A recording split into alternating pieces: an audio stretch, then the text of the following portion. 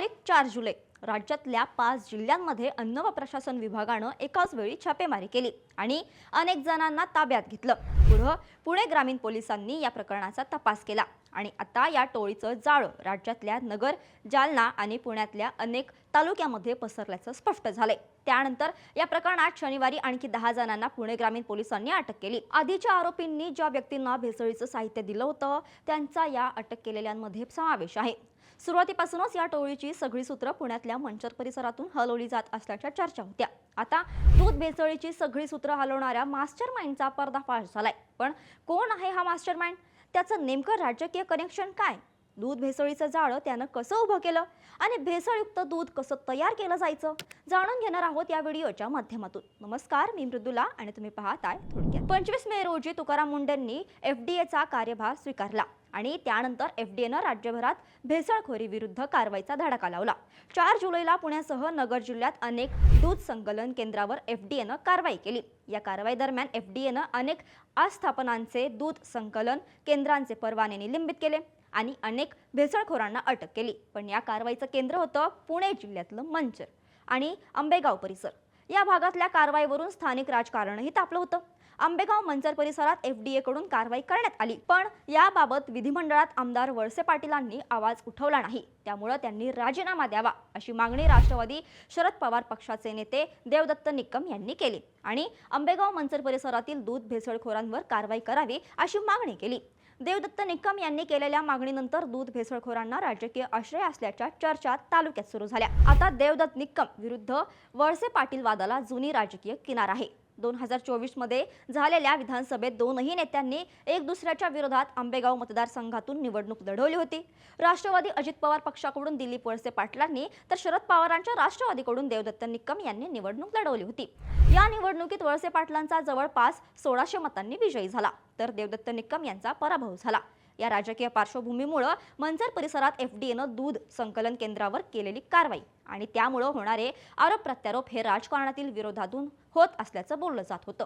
पण आता याच प्रकरणात राजकीय कनेक्शन समोर आले। आधी अटक करण्यात आलेल्या आरोपींकडून ज्या व्यक्तींना भेसळीचं साहित्य देण्यात आलं त्या 10 जणांना पोलिसांनी बेड्या ठोकल्यात। या अटक केलेल्या आरोपींमध्ये 8 जण पुण्याचे तर 2 जण नगरचे आहेत। 4 जुलै रोजी एफडीए आणि पुणे ग्रामीण पोलिसांनी केलेल्या कारवाईत अजित पवार राष्ट्रवादी काँग्रेसशी संबंधित व्यक्तींना अटक करण्यात आल्याची चर्चा होती। त्यानंतर आता या प्रकरणात सुशांत हिंगे हा मास्टरमाइंड असल्याचं समोर आले। हा सुशांत हिंगे कोण आहे? तर सुशांत हिंगे हा विष्णू हिंगे यांचा सख्खा पुतण्या आहे। विष्णू हिंगे हे राष्ट्रवादी काँग्रेसचे आंबेगाव तालुकाध्यक्ष, पुणे जिल्हा दूध संघाचे माजी अध्यक्ष आणि आता विद्यमान जिल्हा परिषद सदस्य आहेत। दूध भेसळखोरीतील आरोपी सुशांत हिंगे याचे चुलते विष्णू हिंगे हे माजी मंत्री आणि आंबेगावचे आमदार दिलीप वळसे पाटलांचे निकटवर्ती असल्याचं बोललं जाते। त्यामुळे जिल्हा परिषद सदस्यांचा पुतण्याच राज्यातल्या दूध भेसळ प्रकरणाचा मास्टरमाइंड निघाल्यामुळे राजकीय वर्तुळात खळबळ उडाली आहे। पण दिलीप वळसे पाटलांनी मात्र या प्रकरणाशी आपला काहीच संबंध नसल्याचं अगोदरच स्पष्ट केले। या प्रकरणात संबंध आढळल्यास आपण राजकीय आणि सामाजिक जीवनातून निवृत्ती घेऊ असं माजी मंत्री दिलीप वळसे पाटलांनी यापूर्वीच जाहीर केले। आता सुशांत हिंगे हा नेमकं दूध भेसळ कशी करायचा, भेसळयुक्त दूध बनवायचा त्याचा फॉर्म्युला नेमका काय होता? तर मंचर भागात दूध संकलन केंद्रावर पाण्यामध्ये वास न येणारी शॅम्पू आणि वेगवेगळे केमिकल्स मिसळून बनावट दूध तयार केलं जायचं। मंचर मधल्या विविध ठिकाणी बनावट दूध बनवलं जात होतं। या केंद्रांमधून बनावट दूध राज्यातल्या वेगवेगळ्या दूध संकलन केंद्रांवर वितरित केलं जायचं। त्यानंतर राज्यातल्या या दूध संकलन केंद्रांवरून ते नामांकित डेअरींना पाठवायचे। या डेअरींमध्ये हे बनावट दूध ब्रँडेड दुधाच्या पाकिटांमध्ये भरलं जायचं आणि तिथून हे नकली दूध ग्राहकांपर्यंत विकलं जायचं। आता या प्रकरणात पोलिसांनी सुशांत हिंगेसह 14 जणांना आधीच अटक केली होती। त्यानंतर रविवारी अजून 10 जणांना अटक करण्यात आली आहे। त्यामुळे या प्रकरणात अटक केलेल्या आरोपींचा आकडा आता 24 वर पोहोचलाय। पुण्यातल्या या दूध भेसळ प्रकरणावर कृषी मंत्री दत्ता भरणे यांनी आपली प्रतिक्रिया दिली आहे। भरणे म्हणाले, दुग्ध व्यवसाय हा शेतीपूरक व्यवसाय आहे।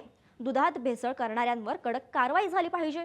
दूध भेसळीची हिंमत पुन्हा कोणीही करणार नाही अशी शिक्षा आरोपींना द्यायला हवी। सरकार सुद्धा या प्रकरणात लक्ष घालणार असल्याचं भरणे यांनी म्हटलं आहे। पण या प्रकरणामुळे राज्यात बनावट दुधाचं मोठं रॅकेट सक्रिय असल्याचं समोर आले। राज्यात बनावट दूध निर्मितीमध्ये राजकीय वरद हसत असल्याचं समोर आल्यानं राजकीय वर्तुळात मोठी चर्चा होतीये। तुम्हाला काय वाटतं? राज्यातल्या इतर भागातही बनावट दूध बनवलं जात असेल का आणि त्या दूध भेसळखोरांना राजकीय वरद हसत असेल का? तुमचं मत आम्हाला खाली कमेंट्समध्ये नक्की सांगा आणि अशाच घडामोडींसाठी थोडक्यात सबस्क्राईब करा.